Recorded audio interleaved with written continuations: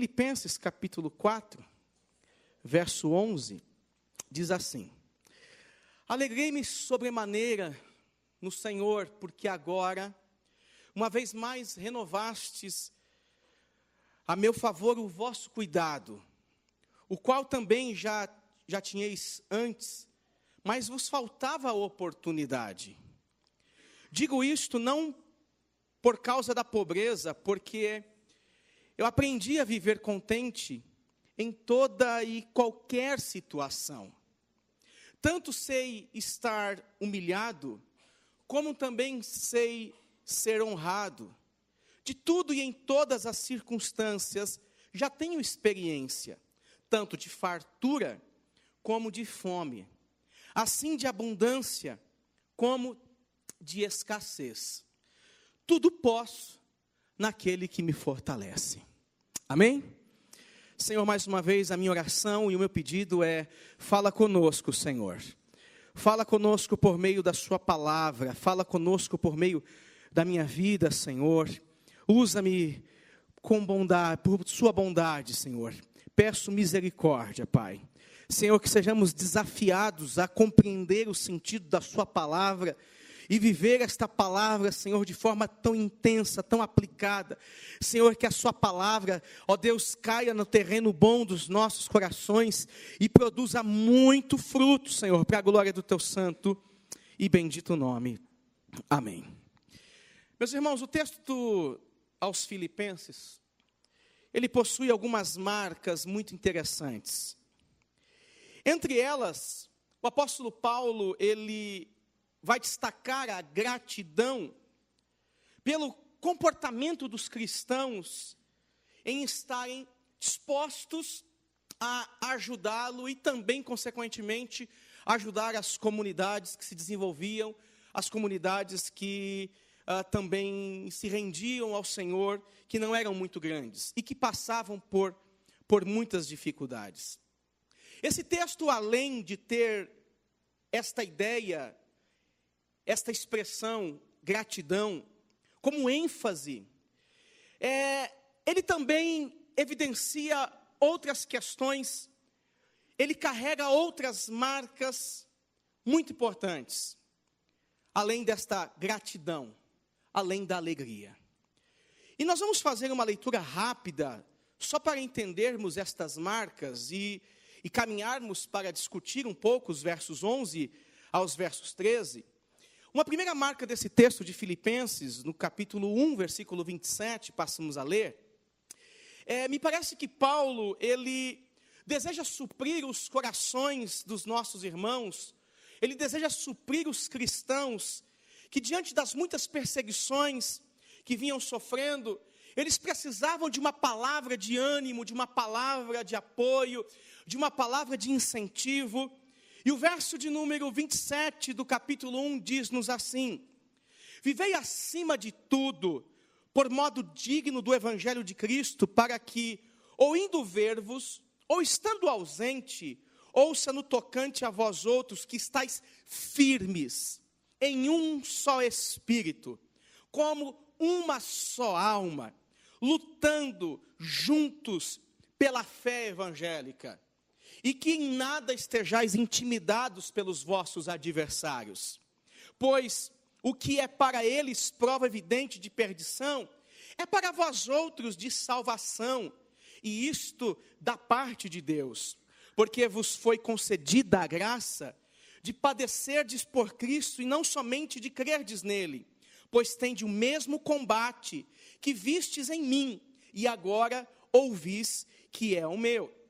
Então, inicialmente no capítulo 1 desta carta, desta epístola aos Filipenses, Paulo está incentivando os nossos irmãos que estavam vivendo tamanha perseguição. Paulo também, me parece que ele passa agora a mostrar a estes irmãos e irmãs o verdadeiro motivo do caminho da fé e os desafios que surgem ao longo desta caminhada. O capítulo 2, se você avançar agora, versículo 1, vai nos dizer as seguintes palavras. Veja que é uma segunda ênfase que Paulo está dando aqui à carta aos Filipenses.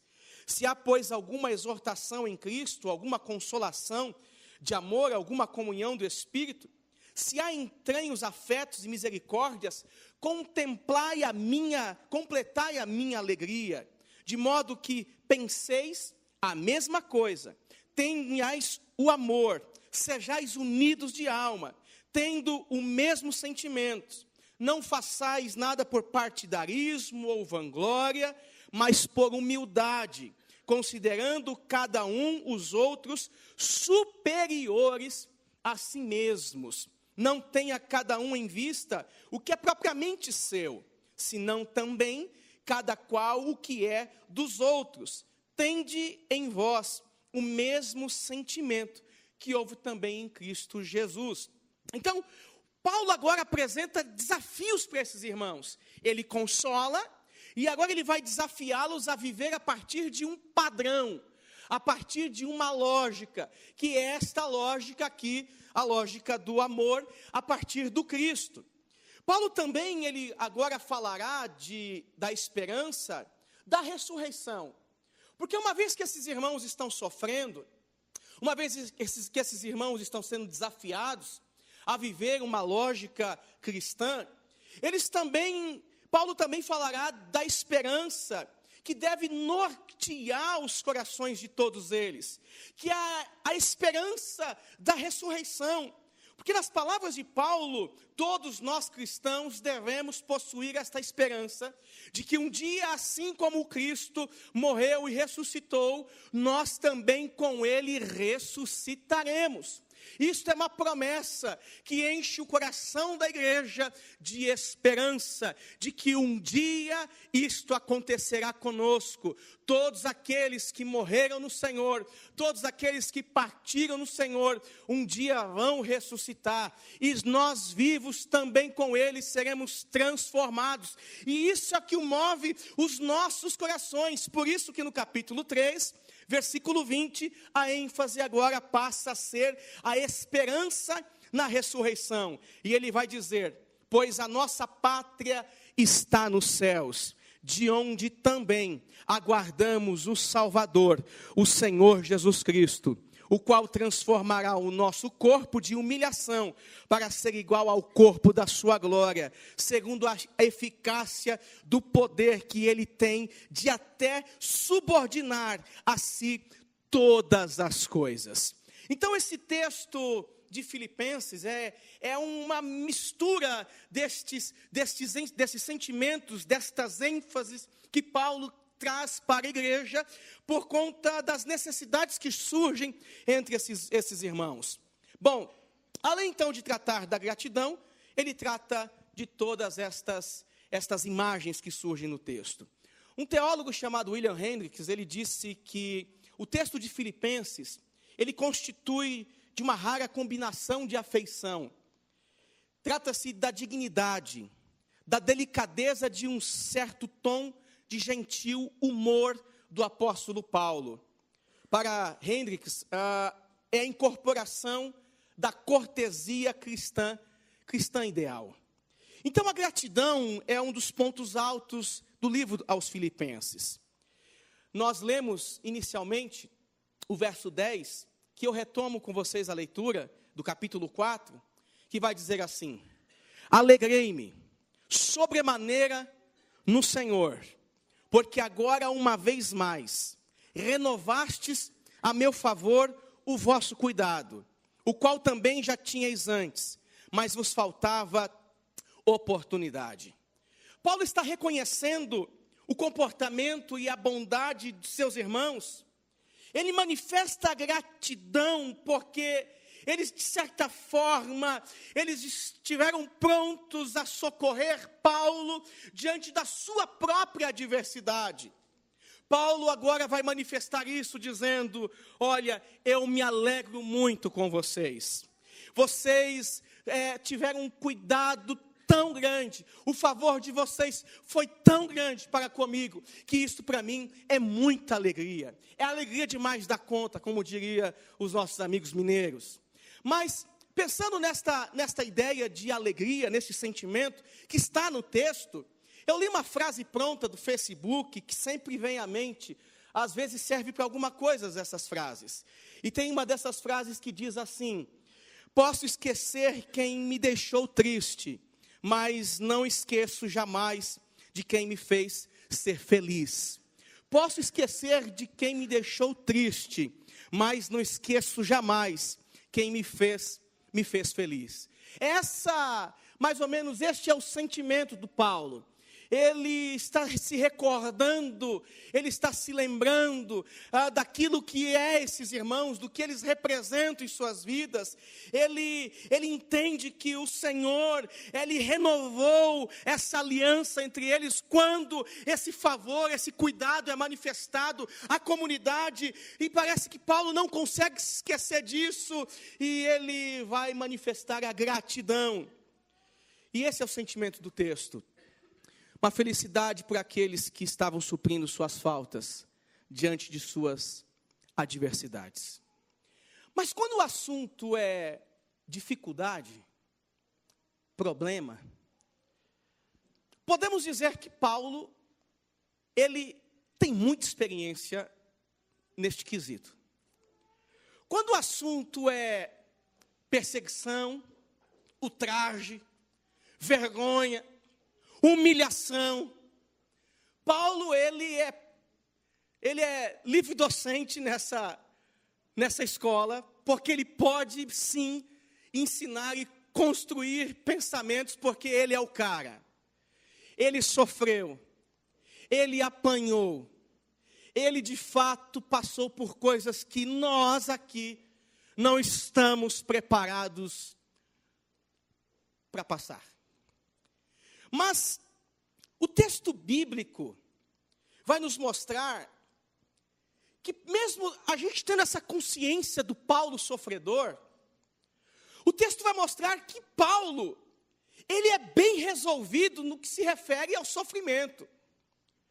Paulo, ele é bem resolvido porque, por mais que tudo faltasse em sua vida, por mais que ele vivesse sempre nos extremos de ter muito ou ter pouco, nos extremos de estar satisfeito e de estar angustiado, triste, de sofrer náufragos, de sofrer com perseguições, prisões.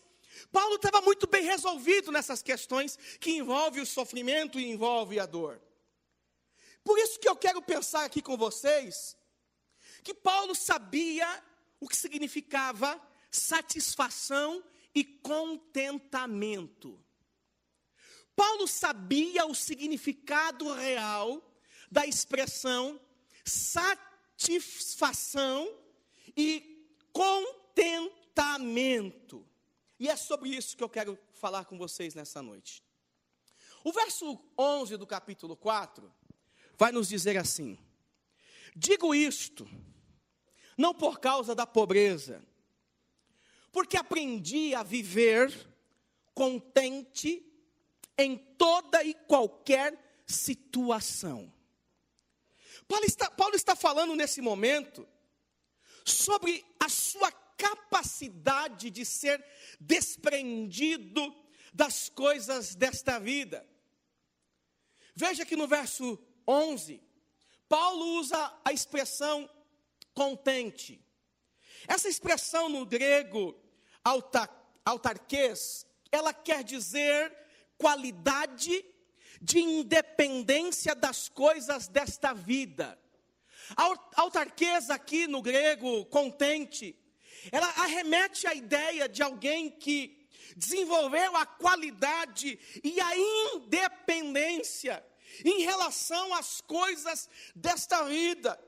Parece-me que Paulo está dizendo que ele aprendeu a viver a vida a partir de valores que não acompanham a lógica deste sistema. Parece que Paulo está desenvolvendo aqui uma ideia para os irmãos de Filipos, aos filipenses, e logicamente que essa carta chega até nós, essa mensagem chega até os nossos dias, e ela quer nos ensinar também algo muito importante a respeito de contentamento, de satisfação, porque quando este homem fala, eu aprendi a viver contente, é porque ele desenvolveu a qualidade de independência em relação às coisas desta vida. Ele sabe muito bem surfar em toda a vida e sabe distinguir exatamente aonde está o seu coração, do que ele é feito, qual é a razão da sua existência, qual é a força, a dimensão, a profundeza da sua fé, em que ele está alicerçado. Em que exatamente ele está alicerçado. Como sempre, a Bíblia, ela tem uma linha, que é uma linha lógica. Do livro do Gênesis ao livro do Apocalipse, você vai perceber uma linha lógica. E um exemplo que demonstra o comportamento, a ideia de Paulo sobre desenvolver essa qualidade de independência, nós temos lá no livro de Atos, o capítulo 3, que vai descrever Pedro e João. Eles estão indo orar no templo, e de repente eles são um homem coxo pede a eles uma moeda, uma ajuda. Nos dê alguma coisa, por favor.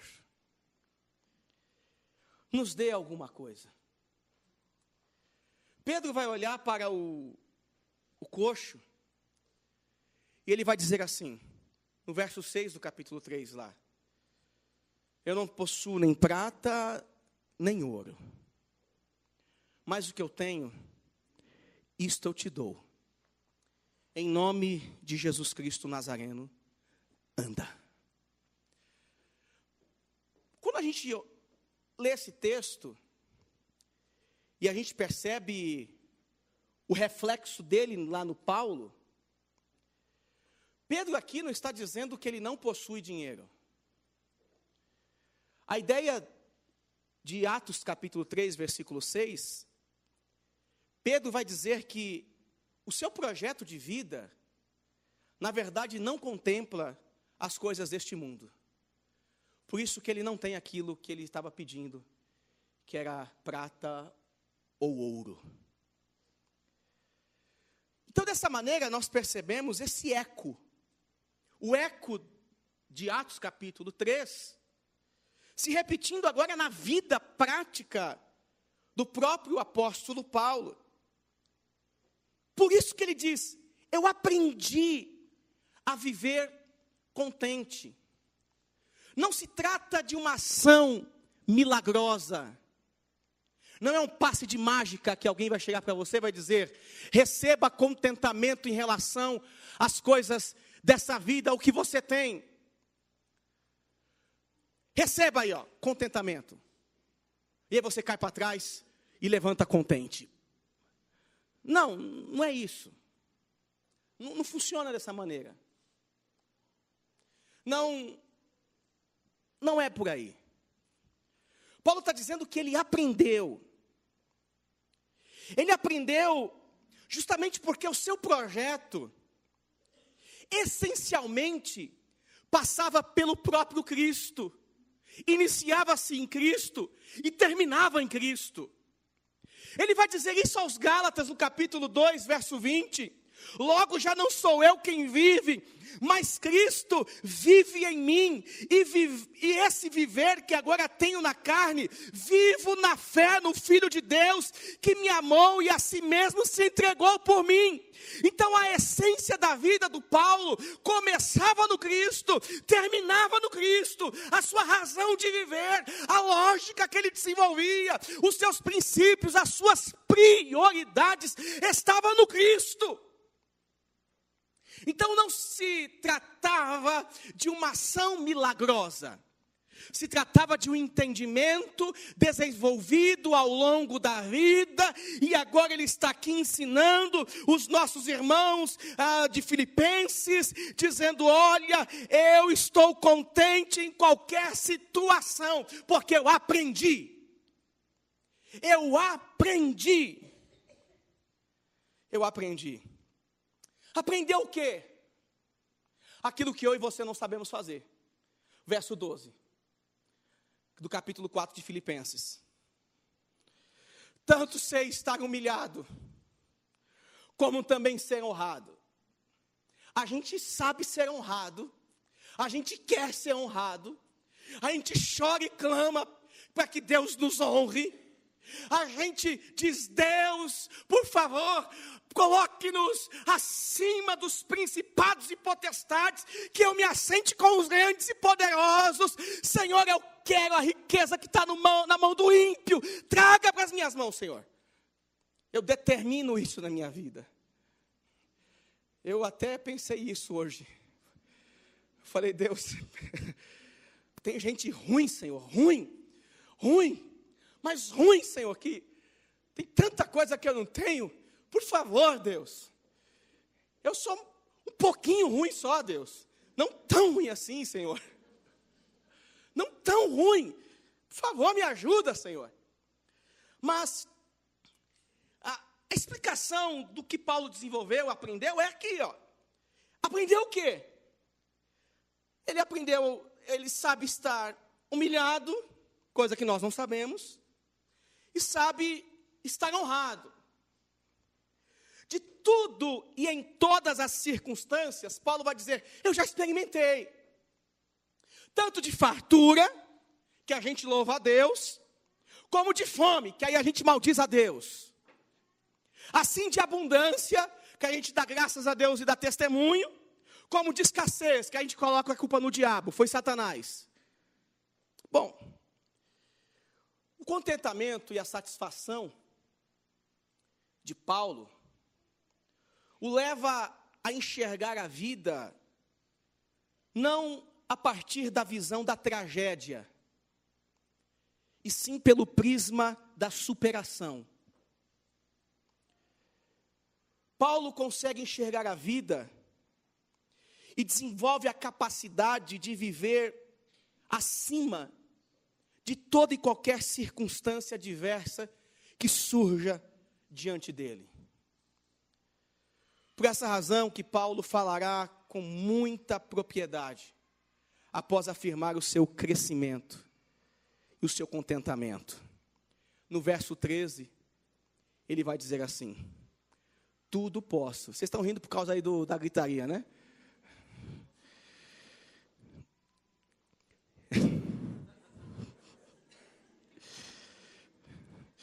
Pelo menos ri baixo, infeliz. Ai, Jesus. Ele vai dizer então: tudo posso naquele que me fortalece. Mas você percebe que dizer tudo posso naquele que me fortalece não foi um passe de mágica? Foi um passe de mágica? Foi num estalar de dedos? Foi do dia para a noite? Paulo está chegando agora aqui aos Filipenses dizendo: gente, eu aprendi, eu desenvolvi, eu cresci, eu hoje sei estar contente e satisfeito, porque eu aprendi ao longo da vida. Por isso que tudo posso naquele que me fortalece. Por isso que tudo posso naquele que me fortalece. Porque a condução da minha vida, os padrões e os valores da minha vida, repetindo a ideia do Paulo, passam pelo Cristo. Nada além disso, pelo Cristo. Meus irmãos, aqui tem que ficar algumas coisas claras para nós. Porque entender a dinâmica da vida é compreender que todos nós estamos expostos a todo e qualquer tipo de tragédia. Entender a dinâmica da vida é não encontrar respostas e não saber também dar respostas. Entender a dinâmica da vida, estar aberto a isto. Então esse texto quer nos levar e quer nos colocar em uma posição em que a gente aprenda algumas coisas hoje sobre satisfação e contentamento. E quando eu preparava essa pregação, ela foi preparada a partir de uma experiência que eu tive recentemente na casa da minha mãe. Todos vocês aqui sabem que eu sou de família nordestina. Ou quase todos. E não é por causa da cabeça não, tá? Caramba, hoje tá que tá, hein?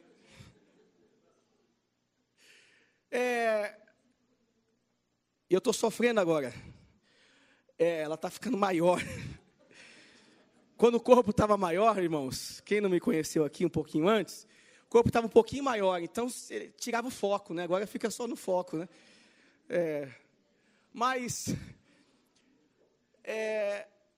E quem não conhece nordestino, não sei se vocês aqui já foram na casa de nordestinos. Quantos nordestinos tem aqui? Quantos nordestinos tem aqui? 1, 2, 3.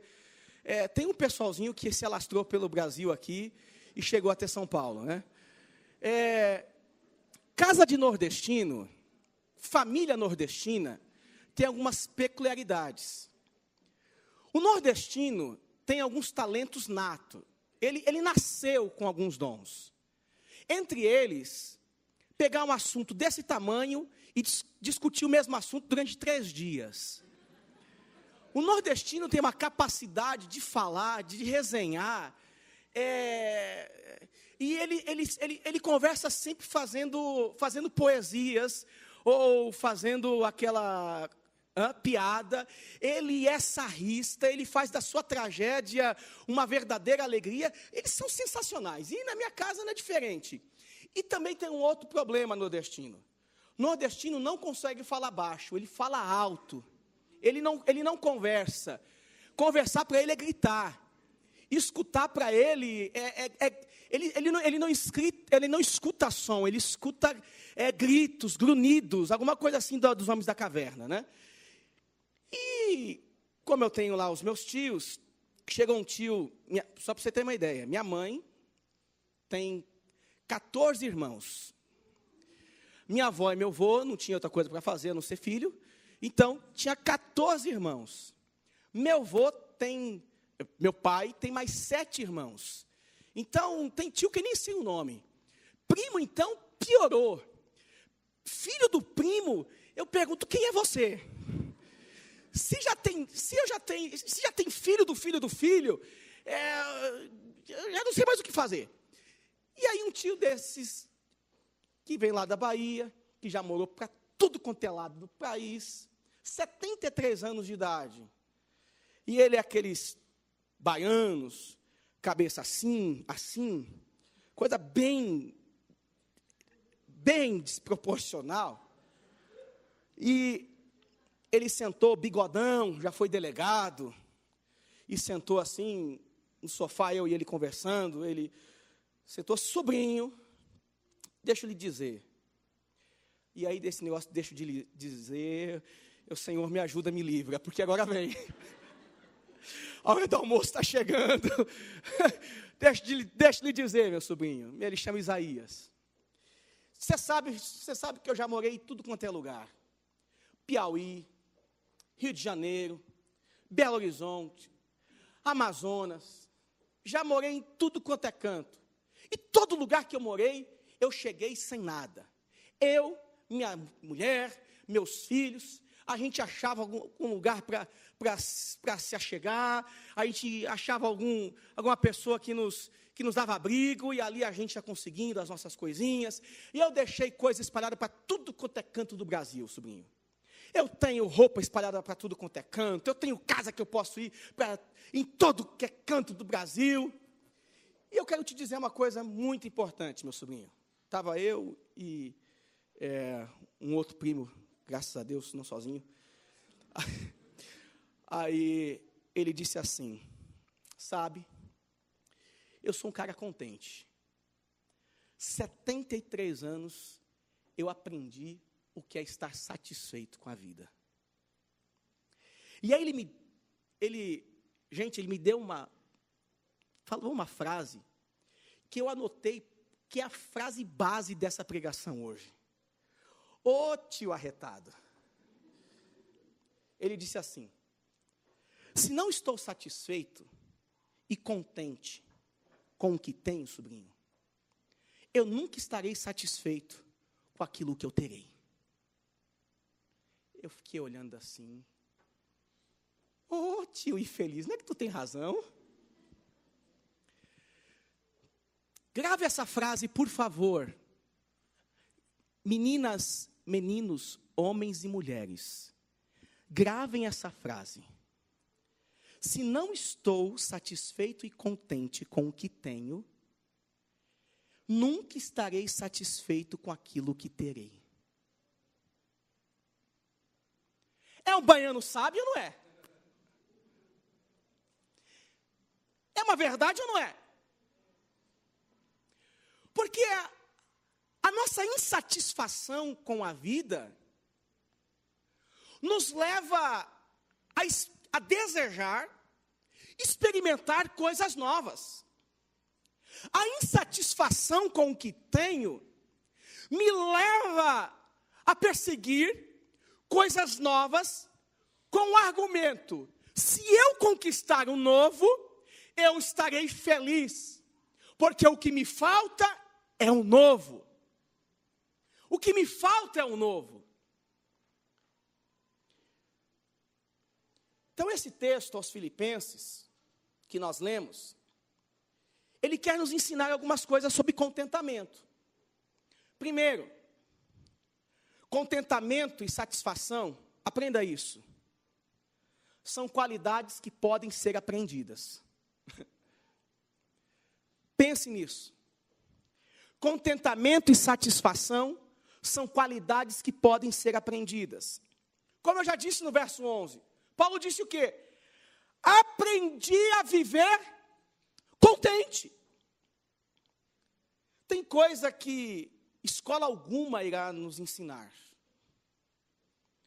Porém, se a gente olhar para os ciclos da nossa vida, talvez nós vamos chegar à conclusão que satisfação e contentamento são qualidades que, de fato, ao longo desta vida a gente vai aprendendo. Talvez você diga: pastor, mas como estar satisfeito com o que tenho? Como estar satisfeito com o que recebo? Como estar satisfeito com a forma que vivo? Como eu disse, a gente fica prospectando o novo, a gente fica idealizando o novo, sem estarmos felizes com o que temos. E quando o novo chegar, ele vai se tornar velho em algum momento. O novo vai ficar velho. O novo vai passar. O novo vai ficar, em algum momento vai criar ruga. Ah, pastor, eu estou querendo trocar esse meu marido, pastor. Estou querendo trocar. Olha só o jeito dele, pastor. Misericórdia, pastor. Olha essa barriga, pastor. Olha esse jeitão aí. Por isso que eu estou, sabe, para não ter esse... Eu não queria trocar, né? Vai trocar porque é pobre. Aí é outra coisa. Aí mas o novo sempre vai ficar velho. Pastor, eu vou trocar ela por uma novinha. Vai ficar velha. Vai cair também, irmão. O que é zero hoje vai ficar acordado lá na frente. É verdade ou não é? A gente precisa ser contente com aquilo que nós temos. A tua infelicidade é a tua casa. Aí você muda de casa, agora eu vou ser feliz. Aí passa um ano, meu Deus do céu, que inferno que eu estou vivendo na minha vida. A tua infelicidade é o teu trabalho. Aí vem outros trabalhos. Puxa, que inferno na minha vida. A tua infelicidade é o teu carro. A tua infelicidade é a tua roupa. A tua infelicidade é o teu cabelo. Aí fica loira, fica morena, fica ruiva. E aí vai. Só falta virar um ET com 2 anteninhas.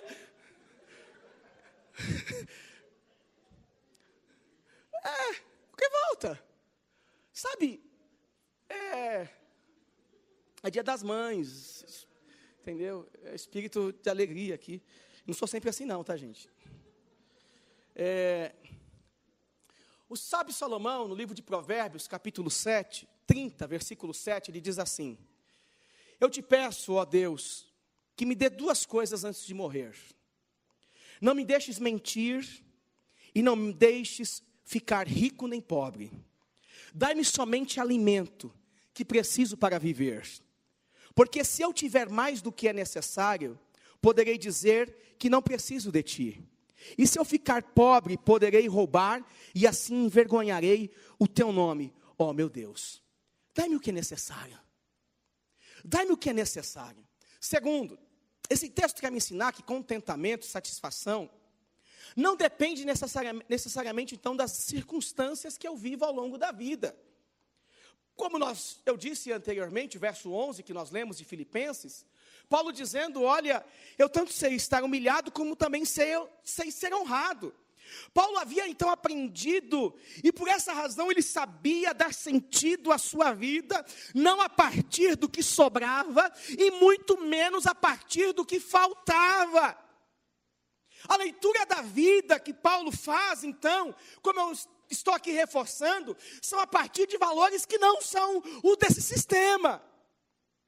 Devemos entender, irmãos, e nos contentar, estar satisfeitos com aquilo que temos. Só que tem uma outra verdade: estar contente e estar satisfeito não significa estar acomodado. Amém? Estar satisfeito, estar contente, não significa estar acomodado. É legítimo sonhar com coisas melhores. É legítimo ter posses. É legítimo desejar uma boa condição para a nossa família. É legítimo tudo isso. Porém, como eu já disse, citando a frase de meu tio Isaías Rocha, se você não for feliz com o que tem, jamais estará feliz com aquilo que você terá. Trocar de coisas, conquistar coisas novas, serão apenas detalhes que a vida vai proporcionando a você. Mas isso não te define. Isso não tira o teu sono ao ponto de você morrer de angústia e depressão por não ter conquistado o carro que você tanto sonhou. Timóteo, capítulo 6, versículo 6 vai dizer: é claro que a religião é uma fonte de muita riqueza, mas só para a pessoa que se contenta com o que tem. A religião é uma fonte de muita riqueza, mas só para aquele que se contenta com o que tem. Timóteo está dizendo isso. O que foi que trouxemos para o mundo? Nada. E o que é que vamos levar do mundo? Nada. Portanto, se temos comida e roupa, fiquemos contentes com isso. 1 Timóteo capítulo 6, versículos 6 a 8. Contentamento e satisfação não depende necessariamente das circunstâncias. Por último, contentamento e satisfação deve ser a consequência da minha relação com Deus. Percebeu que o vazio da sua alma é tão grande? Porque talvez você não se satisfaz com o que Deus é na sua vida. Deus talvez não seja suficiente ao ponto dele satisfazer você. Não se trata de estar acima de tudo e de todos. É o que Paulo diz: posso tudo naquele que me fortalece, e não significa estar acima de tudo e todos. Posso tudo naquele que me fortalece, porque ele está satisfeito em Deus. Qual é o teu nível de satisfação em Deus? Qual é o teu nível de satisfação no Cristo? Irmãos e irmãs, viver isto é justamente provar e beber de águas que produzem vida. Estar satisfeito em Cristo é olhar para Ele e dizer: Senhor, Tu és o pão que me alimenta. Estar satisfeito em Deus é olhar para o Cristo e dizer: Tu és a água que sacia minha sede. No Senhor existe descanso. Eu existo porque o Senhor é na minha vida. Estar satisfeito em Cristo é entender que Ele em tudo me fortalece. Em tudo Ele me fortalece. E através dessa relação estabelecida com Deus e com Jesus Cristo, que nós podemos sim viver contentes, satisfeitos nessa vida. Por fim, o salmista, no Salmo 16, verso 9, vai dizer assim: alegre-se, pois, o meu coração, e o meu espírito exulta, até o meu corpo repousa seguro, pois não deixará a minha alma na morte, nem permitirás que o teu santo veja corrupção. Tu me farás ver os caminhos da vida. Na tua presença há plenitude.